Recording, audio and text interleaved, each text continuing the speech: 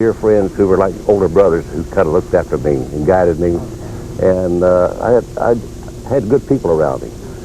Everybody knew I was underage. I wasn't the only one. There was other GIs throughout the war that was underage. A lot of guys joined when it's 15 and 16. It was nothing unusual in those days. You got to remember the Depression. We weren't even out of the Depression. It was starting to come out, and a lot of people was looking to find a new life somewhere. And so there's a lot of World War II people that's underage. There's an organization called the Underage Veterans of America, and it's quite a big organization. Is it really? Yes, it sure is. Now, you said the book is doing well, and of course we know it's your story, a story of war and survival. Yeah. You said this book is really doing well with women. For some reason, the women seem to like it. I've had so much comments. Some husband will hit the book, and he'll buy the book, and then I'll ask him a week later, I said, "Say, how'd you like the book?" He said, "I haven't read it, well, I won't give it to me." That says a lot right there. Yeah. It really does. Story. Now, is the book also partly based on a love story as well? Well, there's a love story. My first love is in the book, and I'm writing the sequel on this. And if I can ever go with this book tour, I'll get back to it. It's taking up a lot of my time. I got to ask you, please share with us, though, some memories of that love story. Why is it this book so appealing to not only men but women as well? And especially enough for you to want to write a sequel. Well, it concerned a Filipino girl who was my age, who was in dire straits and circumstances, and I was, through being naive, I was able to help her escape what she was in, and she survived. And when the war is over and I came back to the hospital in Manila, of all things, there she was as a nurse's aide. And I mean, it's a true story that's just hard to believe, but it happened. And after the war, I can't tell you anymore because the sequel will tell you what happened. Okay. So a very smart man. Yeah. Very smart man indeed. So you're in town for the weekend, Yes. and you'll be here as a part of the festivities going on out of Zone Park tomorrow. This evening I'll be at the naval base at the golf course. We're going to have a naval band there, and the band called Memphis Hurricanes. It'll start at 4 and end about 8 o'clock. There'll be refreshments, hot dogs and hamburgers and refreshments. It's open to the public. It's on the side of the base where you don't have to have a pass for your car to get on. Okay. It's at the golf course. All right. Tomorrow morning I'll be at the VFW breakfast out in Millington. Okay. And then I come up to the ballpark about 11 o'clock, and I'll be signing books in the ballpark gift shop. And I'm supposed to throw out the first ball at the ball game around 4 o'clock. Congratulations. Thank you very much. Look forward to seeing I'm you. so honored. I hard to contain myself. We are honored to have you back here with us. Yeah. While we do have you, I also wanted to ask you about the latest situation going on in Iraq, of course, with the Iraqi prisoner scandal. Right. Your thoughts about that, with the beheading of an American. Right. What are your thoughts about all that? It's tragic.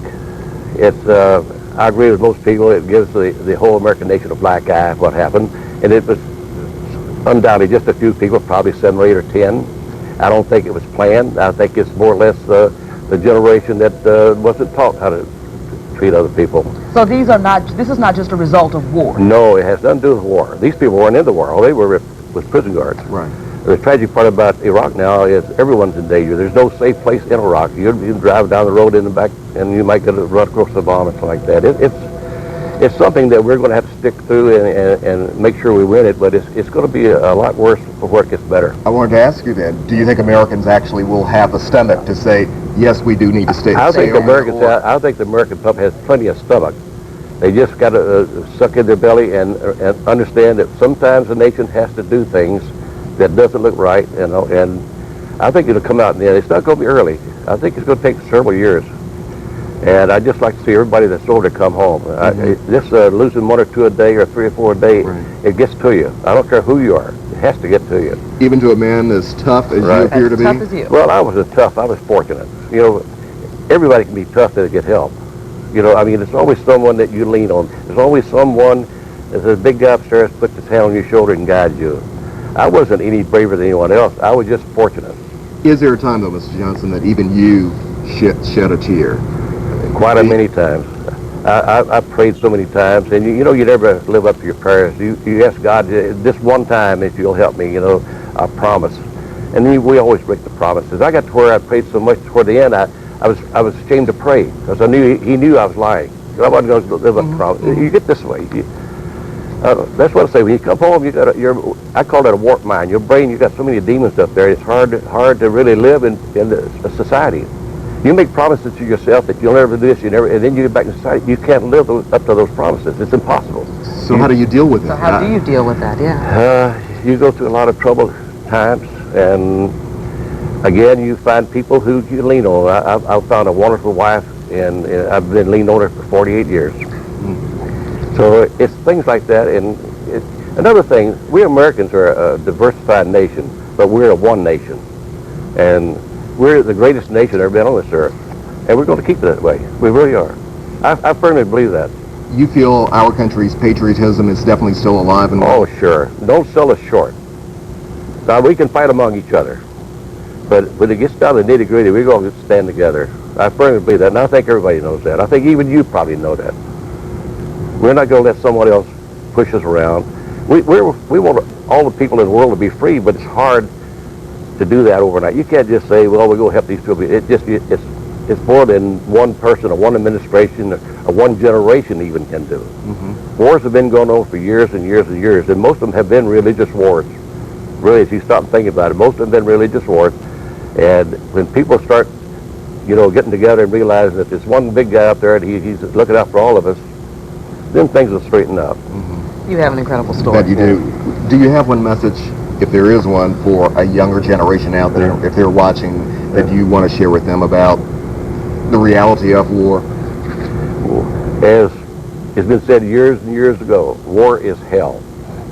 War is nothing to cheer about. Killing people is nothing to cheer about. But at sometimes in your life, you have to do things that you don't feel is right, and but you have to do it for the good of all. That's why people lay down their lives for us. Or I'll lay down my life for you, or you lay down your life for me. You don't want to do it, but for the good of all, you'll do it. And if I have one thing to say is, love your country, love your parents, love your God, whoever you think he is. And this country will survive. That is a good message. It is, especially as we go into this Memorial Day weekend. That's right. Yeah. Nelson, thank you very much for sharing. Thank you so much for having me. I enjoyed being here. An honor to meet you. Thank you so much for being Thank you here. very much. Enjoyed being with both of you. Well, the public will also get a chance again to see you this weekend as well, tonight and again tomorrow. That's all right. Okay. Okay. Thank you very so much. Thank you. Incredible man there. That's right. Well, tomorrow the nation will have a new monument to those just like